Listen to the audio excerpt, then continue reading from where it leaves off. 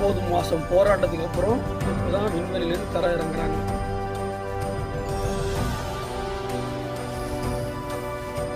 அமெரிக்காவில் விண்கலம் கடலில் இறங்கியிருக்கு. அதுலேருந்து கப்பலுக்கு மாற்றி கப்பல்லேருந்து மக்களை வெளியெடுக்கிறாங்க.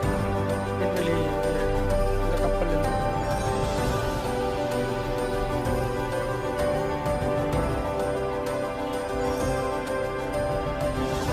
ராஜா பல முறை முயற்சி செஞ்சு தோல்வி அடைஞ்சு